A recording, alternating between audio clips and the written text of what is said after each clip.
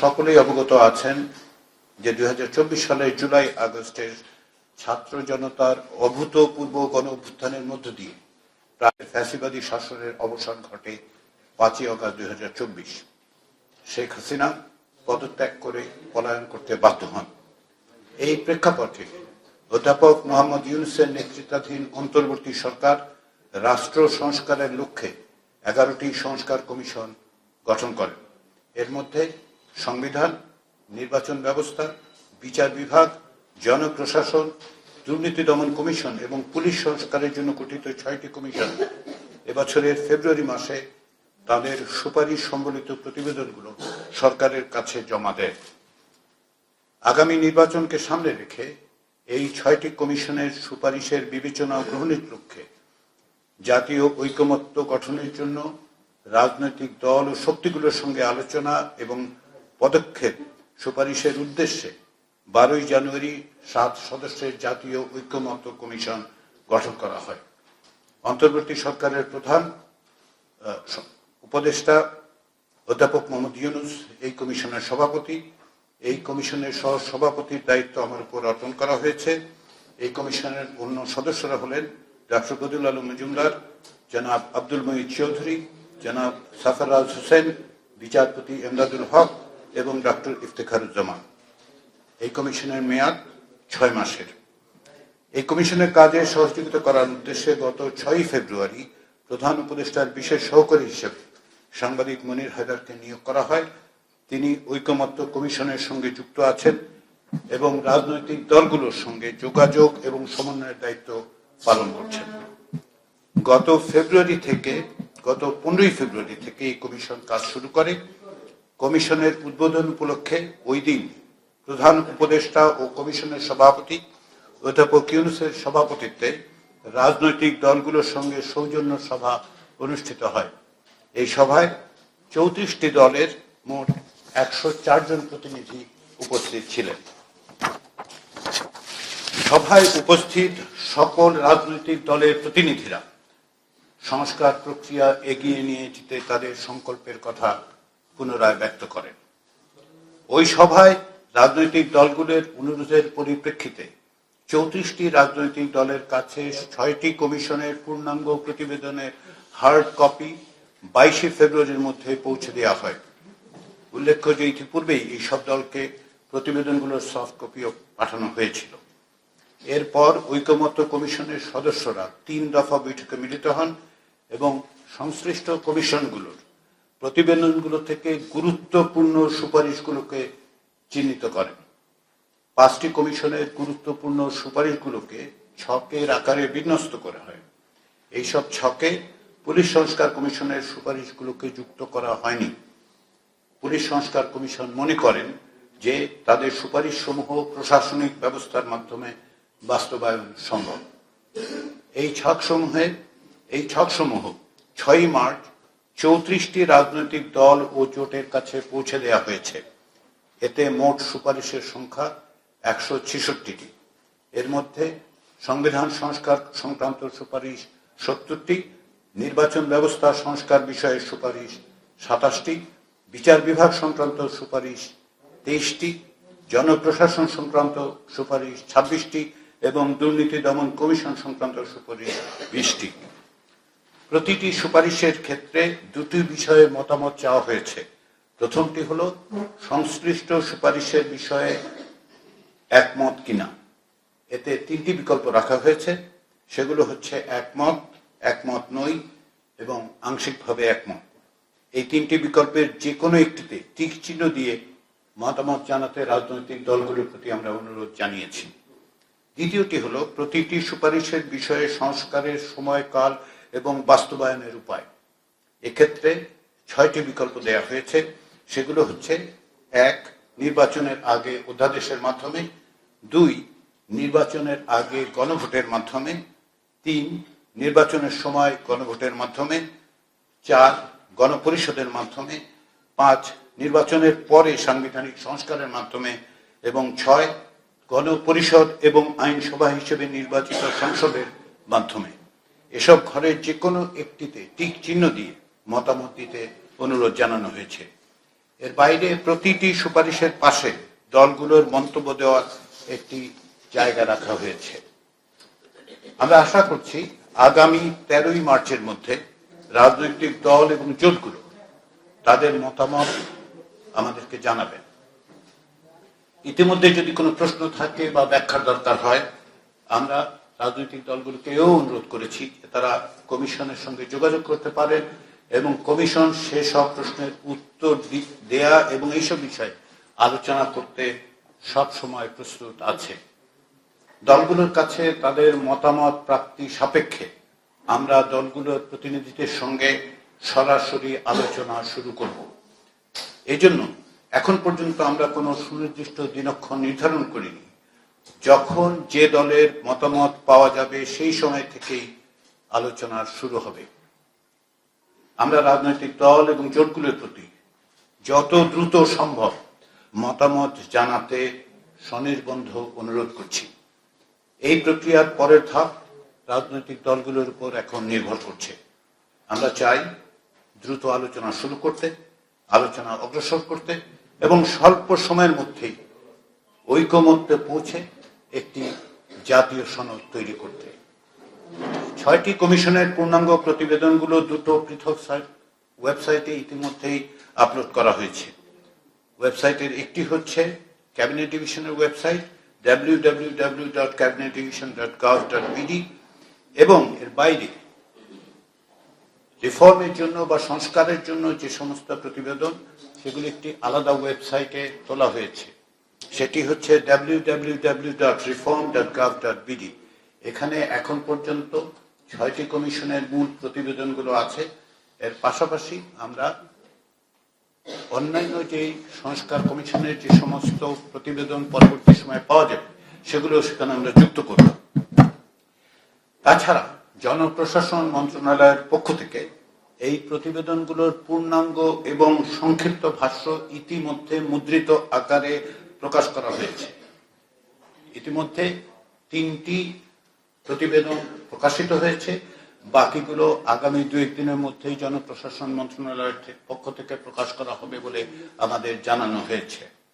এগুলো সারা দেশের পাবলিক লাইব্রেরিগুলোতে পাঠানো হবে, বিশ্ববিদ্যালয়গুলোতে পাঠানো হবে এবং আমরা আশা করছি যে পাবলিক লাইব্রেরিতে এগুলো থাকার কারণে যে কোনো কেউ এগুলো সহজেই দেখতে পারবেন, পড়তে পারবেন।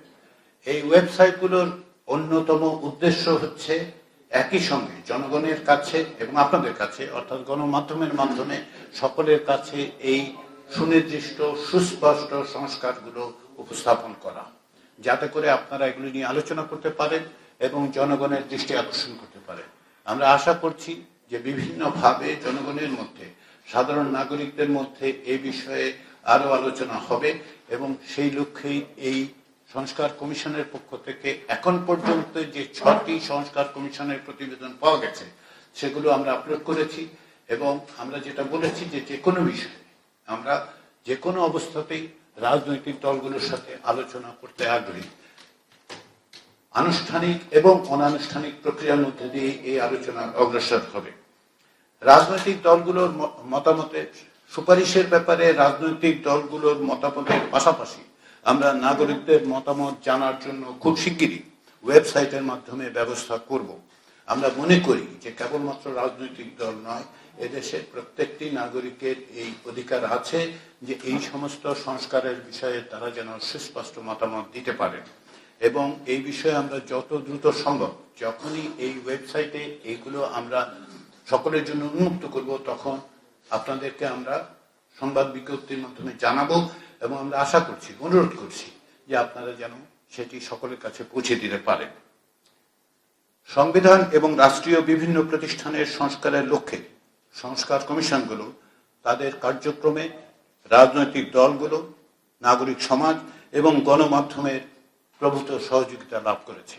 এটি কেবলমাত্র আনুষ্ঠানিক বক্তব্য নয়, আমি আন্তরিকভাবে এটা বলতে পারি যে আমরা যখন যে 6টি কমিশন কাজ করেছে সেই 6টি কমিশন এবং বিশেষ করে সংবিধান সংস্কার কমিশনের দায়িত্ব পালন করার সময় আমরা যে প্রভূত সহযোগিতা পেয়েছি রাজনৈতিক দলগুলোর কাছ থেকে, নাগরিক সমাজের কাছ থেকে এবং বিশেষ করে আপনাদের কাছ থেকে, সেটার জন্য আমি আন্তরিকভাবে ওই কমিশনের প্রধান হিসেবে এবং জাতীয় ঐকমত্য কমিশনের পক্ষ থেকে আমি আন্তরিকভাবে এই ধন্যবাদ আপনাদের জানাই। আমরা মনে করি যে একইভাবে জাতীয় ঐকমত্য কমিশন তাদের কাছ থেকে, অর্থাৎ রাজনৈতিক দলগুলোর কাছ থেকে, নাগরিক সমাজের কাছ থেকে, আপনাদের কাছ থেকে এখন পর্যন্ত আমরা অভাবনীয় সহযোগিতা পেয়ে এসেছি, আপনাদের সমর্থন পেয়ে আসছি। আমরা আশা করছি যে আগামী দিনগুলোতে রাজনৈতিক দল, জনসমাজ এবং আপনাদের এই সহযোগিতা অব্যাহত থাকবে। আমি আবারও জাতীয় ঐকমত্য কমিশনের পক্ষ থেকে আজকের এই সাংবাদিক সম্মেলনে উপস্থিত থাকার জন্য আপনাদের আন্তরিক ধন্যবাদ জানাচ্ছি। যদি সুনির্দিষ্টভাবে কোনো বিশেষ কমিশনের ব্যাপারে আপনাদের প্রশ্ন থাকে, এখানে আমাদের সঙ্গে আমাদের 3 জন সহকর্মী আছেন, তারা সেগুলির উত্তর দেওয়ার চেষ্টা করবেন। সবাইকে আবারও ধন্যবাদ। জি, সংখ্যাই কেবল বিবেচ্য বিষয় নয়। আমাদের ক্ষেত্রে যেটা ঐকমত্য কমিশনে আলোচিত হয়েছে সেটা হচ্ছে দল। প্রকৃতপক্ষে আমরা আশা করছি প্রত্যেকটা প্রস্তাবের ক্ষেত্রে 34টি দলই একমত হবে। সেটা হলে সবচেয়ে ভালো হবে আমাদের জন্য, কাজটা সহজ হবে, খুব সহজে আমরা অগ্রসর হতে পারব।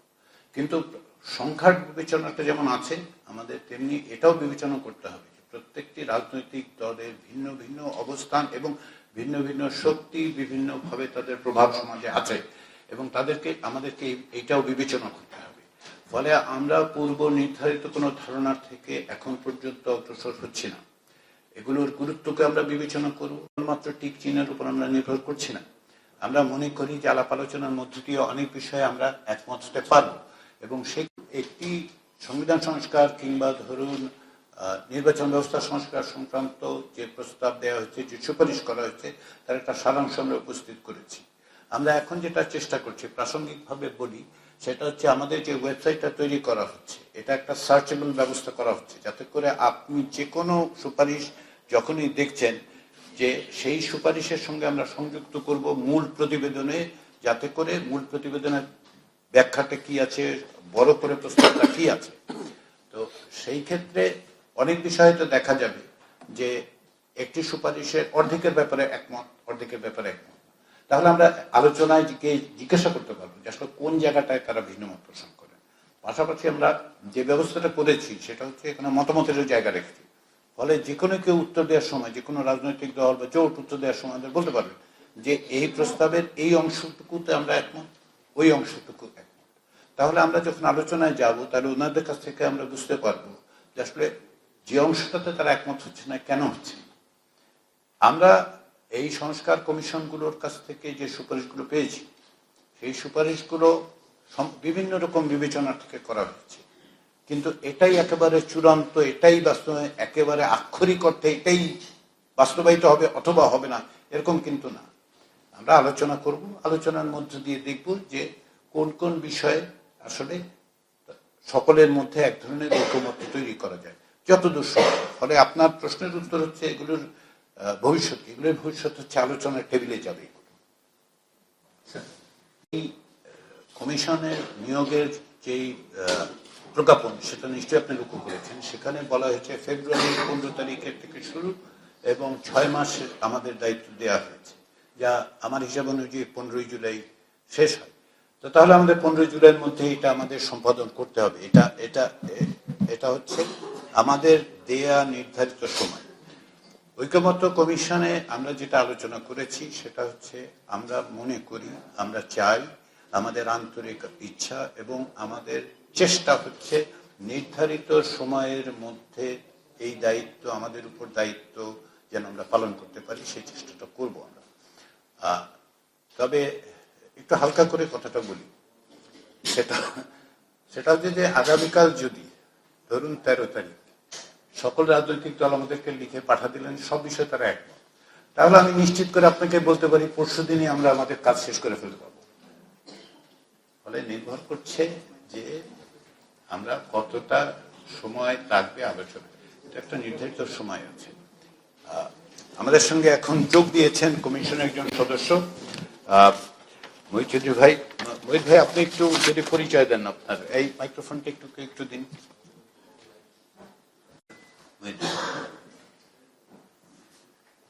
ওইখান থেকে শুভেচ্ছা। আমি নিখিল ভদ্র, কালের কণ্ঠের সাথে কাজ করি। ইতিমধ্যেই আমাদের দায়িত্ব পালন করেছে এবং ঐকমত্য কমিশন কাজ শুরু করেছে। এবং এই কমিশনের মেয়াদ 6 মাস। সম্ভাব্য সময় জানিয়েছে আগামী ডিসেম্বরের নির্বাচন হতে পারে। ঐক্যমত্য কমিশন যদি 6 মাস রাজনৈতিক দলগুলোর সাথে ঐক্যমত্যে পৌঁছানোর ক্ষেত্রে সময় পার হবে, এক্ষেত্রে ডিসেম্বরে যদি নির্বাচন হয়, সেই নির্বাচনী কাজকে কোনো ধরনের বাধা। নির্বাচন এবং সংস্কার প্রক্রিয়ার মধ্যে কোনো আসলে বিরোধী, ফলে নির্বাচনের যে টাইম টেবিল তৈরি করার চেষ্টা হচ্ছে, এখন পর্যন্ত আমি টাইম টেবিল দেখিনি, কিন্তু ডিসেম্বর মাসে নির্বাচন করার ব্যাপারে প্রধান উপদেষ্টা অধ্যাপক ইউনূস বলেছেন, সরকারের পক্ষ থেকে বারবার বলা হয়েছে। আমি ব্যক্তিগতভাবে আশা করি যে খুব শীঘ্রই এ ব্যাপারে আরো সুনির্দিষ্ট পদক্ষেপ আসবে। ফলে এই সংস্কার কমিশনের কাজ, ঐকমত্য কমিশনের কাজের কারণে নির্বাচনী প্রক্রিয়া বাধাবিঘ্ন হওয়ার কোনো, বিঘ্নিত হওয়ার কোনো কারণ আমি দেখি না। কারণ অনেকগুলো এই যে সংবিধানের থেকে শুরু করে বিচার বিভাগ সংক্রান্ত যে সমস্ত সুপারিশ দেয়া হয়েছে, সেগুলো বাস্তবায়ন করা হবে কিভাবে সে বিষয়েও আসলে জানতে চাওয়া হয়েছে রাজনৈতিক দলগুলোর কাছ থেকে। তো সেই ক্ষেত্রে যদি একটা পথ পদ্ধতি তৈরি হয়, সকলে একমত হন, অধিকাংশ একমত হন, একটা ঐক্যমত্য তৈরি হয়, সেই প্রক্রিয়ার মধ্যে অগ্রসর হওয়া যাবে। নির্বাচনের জন্য যে প্রস্তুতি, সেই প্রস্তুতি নির্বাচন কমিশন নেবেন, সরকার নেবেন। আমাদের দায়িত্ব হচ্ছে একটা ঐক্যমত্য তৈরি করার চেষ্টা করা। এক্ষেত্রে আমি একটা জিনিস বলি, যদি আপনারা আমাকে অনুমতি দেন, সেটা হচ্ছে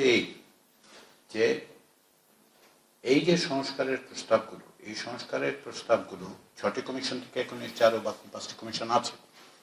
বিশেষ করে এই 6টি কমিশনের ক্ষেত্রে আমি বলতে পারি সেটা হচ্ছে, এটা কেবলমাত্র আগামীকালের বিষয় নয়। বাংলাদেশের রাষ্ট্র সংস্কারের প্রয়োজনটা দেখা দিয়েছে দীর্ঘদিন যাবৎ। একটা বড় রকমের সুযোগ তৈরি হয়েছে, অনেক রক্তপাতের মধ্যে দিয়ে আমরা এই জায়গায় এসেছি, এবং এটা আসলে একটা ভবিষ্যৎ বাংলাদেশ বিনির্মাণের একটা কাঠামো হিসেবে বিবেচনা করছি আমরা। ফলে আগামীকাল নির্বাচনের বিবেচনার চেয়ে সবচেয়ে বড় বিবেচনা হচ্ছে যে বাংলাদেশ আগামী কোন পথে অগ্রসর হবে তার একটা দিক নির্দেশনা। যে কারণে রাজনৈতিক দলগুলো যারা ক্ষমতায় যাবেন, যারা ক্ষমতায় যাবেন, সকলেরই দায়িত্ব। এটা নির্বাচনী ম্যানিফেস্টো নয়, এটা নির্বাচনী প্রতিশ্রুতি নয়, এটা হচ্ছে আমরা বাংলাদেশের রাষ্ট্র সংস্কার করার জন্য যে প্রতিশ্রুতি, যে কমিটমেন্ট, সেই কমিটমেন্ট আমরা দেখতে চাই। জাতীয় সনদ যেটার বিবেচনা করা হচ্ছে, আমরা আশা করছি এই জাতীয় সনদ বাংলাদেশে ভবিষ্যৎ পথরেখা নির্দেশ করবে। ফলে এটার সাথে অবিলম্বে নির্বাচনের কোনো বিরোধ আমরা দেখতে পাই না। এইখানে কি একজন প্রশ্ন এখানে উপস্থিত আছেন এমদাদ ভাই, যদি একটু পরিচয়টা দেন। মানে হচ্ছে যে অধ্যাদেশের মাধ্যমে করা যায়। আমরা এই যে অপশনগুলো চুজ করেছি, সেগুলো দুটো বিবেচনা থেকে করেছি। একটা হচ্ছে ঐতিহাসিকভাবে বাংলাদেশে যে সমস্ত প্রক্রিয়ায় সংবিধানের সংশোধন করা হয়েছে অতীতে, সেটা আমরা বিবেচনায় রেখেছি। পাশাপাশি রাজনৈতিক দলগুলোর পক্ষ থেকে এবং নাগরিক সমাজের পক্ষ থেকে যে সমস্ত প্রস্তাব আমাদের সামনে দেয়া হয়েছে, সেটা সংবিধান সংস্কার কমিশনের ক্ষেত্রে অধিকাংশ ক্ষেত্রে এসছে, সেখানে এর বাইরেও এসছে, সেগুলোকে আমরা সন্নিবেশিত করার চেষ্টা করেছি। অধ্যাদেশের মাধ্যমে সংবিধান সংস্কার করা যায়, এটা বাংলাদেশে হয়েছে। ফলে এটা সঠিক বেঠিক, আপনি একমত আমি দ্বিমত ইত্যাদি হতে পারে, কিন্তু বাংলাদেশে আসলে এটা অতীতে ঘটেছে যে একটি অধ্যাদেশের মাধ্যমে সংবিধানের সংশোধনী হয়েছে, যা পরবর্তী সময়ে জাতীয় সংশোধনী হিসেবে গৃহীত হয়েছে। ফলে এটা হয়েছে, এটা সম্ভব। কিন্তু সেটাই একমাত্র বিবেচনা আমাদের ছিল না, কারণ আমরা কোনো কিছুই এজেন্ডা সেট আমরা করছি না। আমরা যেটা করেছি সেটা হচ্ছে, আমরা সকলের কথা শুনেছি। রাজনীতিতে যে সমস্ত অপশনগুলো আলোচিত হচ্ছে, বিভিন্ন শক্তি, বিভিন্ন দল বলছেন তো এভাবে হতে পারে, ওভাবে হতে পারে, এভাবে না হতে পারে, প্রত্যেকেরই মত আছে। আমরা সেগুলোর মধ্যে থেকে এই বিকল্পগুলো রাজনৈতিক দলগুলোর সামনে হাজির করেছি। এখন ওনারা বলুন যে কোনটা পছন্দ করেন। সকলেই অকস্মাৎ একমত হবেন। আবারও বলি, আমি মাঝে মধ্যে স্বপ্ন দেখি যে হবেন, হয়তো একদিন সকাল উঠে আমি অফিসে এসে শুনবো যে সকলে পাঠিয়ে দিয়েছেন এবং সবাই সব বিষয়ে একমত হয়েছেন। তাতে করে যেটা হবে, আমরা ওই দিন রোজার মাস শেষ হলে আমরা সকলে মিলে একসঙ্গে চা খেতে পারবো আর কি। তো যাই হোক, কিন্তু এই অপশনগুলো অনেক সিরিয়াস নোট, এই অপশনগুলো হচ্ছে এখন বাংলাদেশের রাজনীতিতে রাজনৈতিক দল এবং শক্তিগুলো যে সমস্ত বিকল্পের কথা বিভিন্নভাবে বলছেন, আমরা সেগুলো সন্নিবেশিত করেছি মাত্র। গণপরিষদের আলোচনা আছে, আপনারা জানেন ন্যাশনাল সিটিজেন্স পার্টি খুব সুস্পষ্টভাবে বলেছেন যে তারা গণপরিষদ চান। এর বাইরেও অনেক রাজনৈতিক শক্তি আছে, রাজনৈতিক দল গণপরিষদের অতীতেও বলেছে। কেবলমাত্র 5ই অগাস্ট পরবর্তী পরিস্থিতিতে নয়, বাংলাদেশের দীর্ঘদিন যাবৎ যারা সংবিধান নিয়ে আলোচনা করে, রাষ্ট্র সংস্কারের কথা বলে, তারা কিন্তু দীর্ঘদিন যাবৎ গণপরিষদের মাধ্যমে নতুন সংবিধান প্রণয়নের কথা বলেছে। আবারও বলি, ঐকমত্য কমিশনের কোনো অবস্থান নেই। আমরা বিবেচনা করেছি যে এই প্রস্তাবগুলো আছে, এই প্রস্তাবগুলো আমরা সকলের সামনে উপস্থিত করি, রাজনৈতিক দলগুলো তাদের মতামত দিন, তারপরে আমরা আমরা আলাপ আলোচনার মধ্যে দিয়ে অগ্রসর হব। স্যার, আমার নাম আব্দুল্লাহ মোহাম্মদ। মনে হয় আমি বলার সময় হয় আমার বলার ক্ষেত্রে একটু ত্রুটি হয়েছে, অথবা বোধহয় সুস্পষ্ট করে বলতে পারিনি। আমি কিন্তু এটা বলিনি যে অধিকাংশ দল একমত হবে, যেটা আমি আবারও বলি, সংখ্যাই একমাত্র বিবেচ্য বিষয় নয়, কিন্তু সংখ্যা অবশ্যই গুরুত্বপূর্ণ। ফলে আমাদেরকে দুটো বিষয়ই বিবেচনায় রাখতে হবে, ঐকমত্য কমিশন। আর দ্বিতীয় যেটা, কেবলমাত্র সংখ্যা দিয়ে 1, 2, 3, 4, 5 দিয়ে হবে না, এটা আলোচনার বিষয়। ফলে আলাপ আলোচনার মধ্য দিয়ে আমাদেরকে একটা জায়গায় আসতে হবে। সেই জায়গাটা আমরা নির্ধারণ করেছি যে আমরা দেখতে চাই একটা জাতীয় সনদ তৈরি হবে, যে জাতীয় সনদ এখনকার যে কাঠামো, সেই কাঠামো পরিবর্তনের জন্য সহায়ক হবে, পাশাপাশি একটা ভবিষ্যৎ বাংলাদেশ বিনির্মাণের একটা পথরেখা তৈরি করবে। ফলে সংখ্যাটাই একমাত্র বিবেচ্য নয়, আবার গুরুত্বটা বিবেচ্য। আবার কেবল গুরুত্ব সংখ্যা একেবারেই অকিঞ্চিত কর আমরা সব সেটা বলছি এখানে, যে এটাকে গুরুত্ব দেওয়া হবে, ওটাকে গুরুত্ব দেওয়া হবে না। নাগরিকদের মতামত অবশ্যই প্রয়োজন, কেননা শেষ পর্যন্ত সবচেয়ে বড় স্টেক হোল্ডার হচ্ছেন নাগরিকরা। রাজনৈতিক দলগুলো নাগরিকদের প্রতিনিধিত্ব করেন, কিন্তু সকল নাগরিকের প্রতিনিধিত্ব রাজনৈতিক দল করে না, কারণ সকলেই তো রাজনৈতিক দলে যুক্ত নই। তাহলে তাদের গুরুত্বটা, মতামতটা আমরা বিবেচনা তো করতেই হবে, কারণ তারা জনগণ, নাগরিক, বাংলাদেশের তাদের যে অধিকার, সেই অধিকারকে আমাদের অবশ্যই সমুন্নত রাখতে হবে। ফলে আমরা সবগুলোই বিবেচনায় নেব, কিন্তু সাংগঠনিকভাবে রাজনৈতিক দলগুলো যুক্ত থাকে, তাদের মোবিলাইজেশনাল ক্যাপাসিটি আছে, তারা নির্বাচনে অংশগ্রহণ করেন, তারা জনগণের কাছে ম্যান্ডেটের জন্য যান, তাই তো? ফলে তাদের বক্তব্যটা শোনা দরকার। আরেকটা বিষয় আপনাকে বলি, আমি এটা সংবিধান সংস্কার কমিশনের প্রধান হিসেবে আমাদের প্রক্রিয়ার বিবেচনা থেকে বলছি। সেটা হচ্ছে, আমরা কিন্তু সিভিল সোসাইটি অর্গানাইজেশন, পেশাজীবী সংগঠন, সাধারণ নাগরিকদের মতামত ওয়েবসাইটের মাধ্যমে এবং এই মতামতগুলো নেওয়া হয়েছে। সিভিল সোসাইটির যারা এসছেন তাদের সঙ্গে আমরা কথাবার্তা বলেছি, কিন্তু রাজনৈতিক দলগুলোর কাছে আমরা লিখিত মতামত চেয়েছিলাম, যেটা ইতিমধ্যেই আমরা প্রকাশ করেছি। আপনি সংবিধান সংস্কার কমিশনের যে প্রতিবেদন 5 ভলিউমের, তার 5ম ভলিউম, যেটা 5ম খণ্ডে রাজনৈতিক দলগুলো মতামত কিন্তু আছে, ওনারা কিন্তু ইতিমধ্যে বলেছেন ওনারা চান। তো ফলে সকলের এক অর্থে সিভিল সোসাইটির একটা জনগণের একটা বড় মতামতের জায়গা কিন্তু আমরা তৈরি করেছি। আমরা সংবিধানের ক্ষেত্রে বিশেষত আমি বুঝতে পারি যে প্রধানত সংবিধান নিয়ে সকলের একটু উদ্বেগ, আশঙ্কা, আগ্রহটা আছে। নির্বাচন ব্যবস্থা নিয়েও থাকা দরকার, অন্যগুলি নিয়েও থাকা দরকার। তো সেই ক্ষেত্রে যদি সংখ্যার দিক থেকে দেখেন, আমরা সংবিধান সংস্কারের জন্য 1 লাখের বেশি নাগরিকের সরাসরি মত কিন্তু আমরা নিয়েছি। সে জায়গায় রাজনৈতিক দলের তো 34টা রাজনৈতিক দলের মতামত বা 36টা রাজনৈতিক দলের মতামত আমরা পেয়েছি। ফলে কোনো হায়ারার্কি নেই, সবগুলি বিবেচনায় নেওয়া হবে, সবগুলো বিবেচনা করে প্রত্যেকেই স্টেক হোল্ডার, অংশীজন। আমরা একটা ভবিষ্যৎ নির্মাণের পথরেখা তৈরি করতে চাচ্ছি, সকলকে নিয়ে আমরা কিছু প্রস্তাব দিয়েছি। রাজনৈতিক শক্তি, রাজনৈতিক দল, খেয়াল করুন আমি বারবার আমরা বলি রাজনৈতিক দল এবং শক্তি। রাজনৈতিক শক্তি সবসময় যে সাংগঠনিকভাবে রাজনৈতিক দল হবে তারও কোনো নিশ্চয়তা নেই। স্যার, আমি তামিম, আজকের পত্রিকা।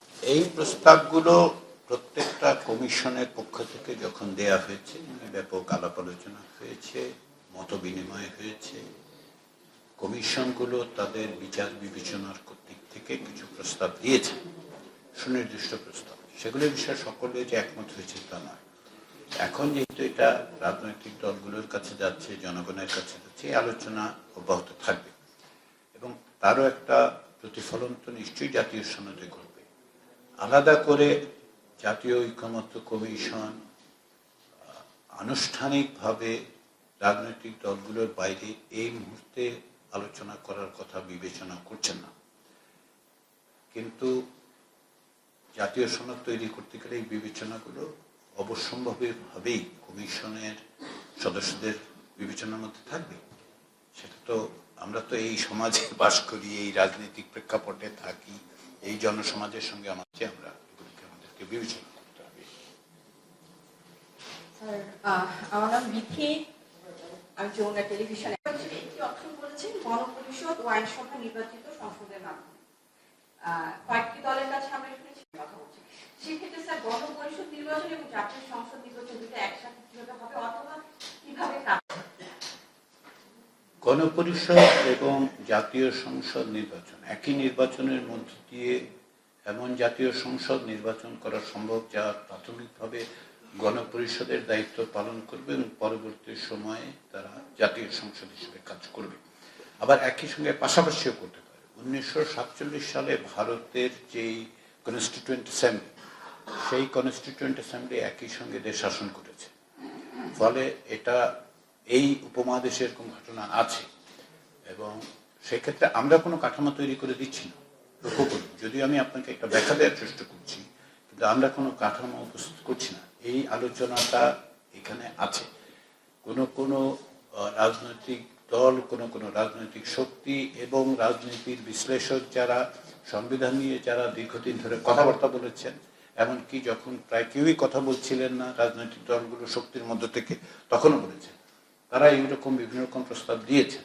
ফলে আমরা সেটা অন্তর্ভুক্ত করেছি যে এমন একটা সংসদ তৈরি করা যেটা প্রাথমিকভাবে অথবা সাইমultaneously একই সঙ্গে গণপরিষদ এবং জাতীয় সংসদের ভূমিকা পালন করবে।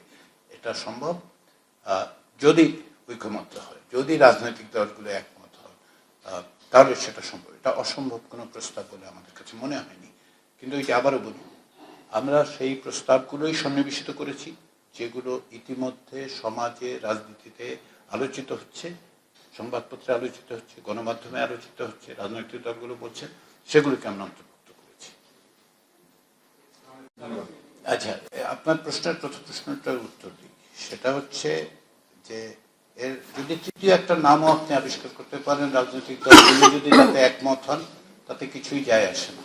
মানে এটা অন্তর্বর্তী বলেন, তত্ত্বাবধায়ক বলেন, তাতে কাঠামোগত দিক থেকে, দায়িত্বের দিক থেকে, ভূমিকার দিক থেকে কোন রকম পার্থক্য আসলে ঘটে না। ফলে যদি এটা রাজনৈতিক দলগুলোর আলাপ আলোচনার সময় প্রথম প্রশ্ন যেটা নীতিগত প্রশ্ন, যে একটি সরকার, নির্বাচিত সরকারের মেয়াদ পূর্ণ হওয়া অথবা যে কোনো কারণে সংসদ ভেঙে যাওয়ার ফলে যদি একটা নির্বাচিত সরকার যদি না থাকে, তাহলে নির্বাচন অর্গানাইজ করার জন্য কারা দায়িত্ব দেবে?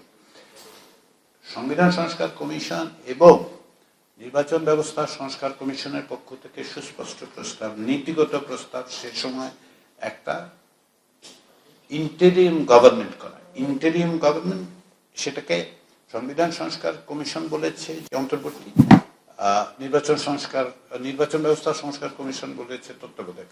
যে কোনো একটা নাম হলেই হয়, তাতে কিছু যায় আসে না, পার্থক্য হবে না। সময়ের ক্ষেত্রে একটা পার্থক্য আছে।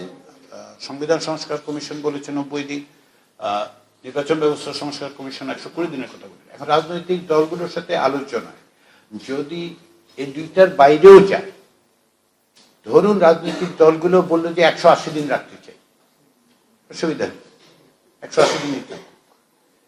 নীতিগতভাবে যদি একমত হওয়া যায়, কাঠামোগত দিক থেকে যদি একমত হওয়া যায়, সময়ের ক্ষেত্রে যদি আলাপ আলোচনার মধ্য দিয়ে 90, 120, 180, তাতে কিছুই যায় না।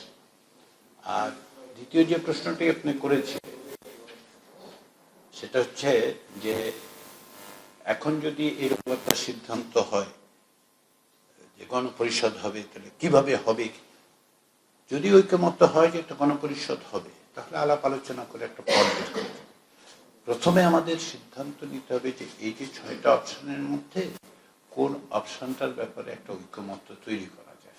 তৈরি করা গেলে তারপরে তার প্রক্রিয়া বের করা খুব কঠিন কাজ হবে না। নীতিগতভাবে একমত হওয়াটা হচ্ছে প্রথম, প্রধান এবং জরুরি কাজ। সেই বিবেচনার থেকেই প্রস্তাবগুলো আছে। যদি অধিকাংশ এই অর্থে যে ঐক্যমত্যের প্রশ্নে যদি এই জায়গায় আসা যায়, তাহলে একটা পথ পদ্ধতি বের করা যায়।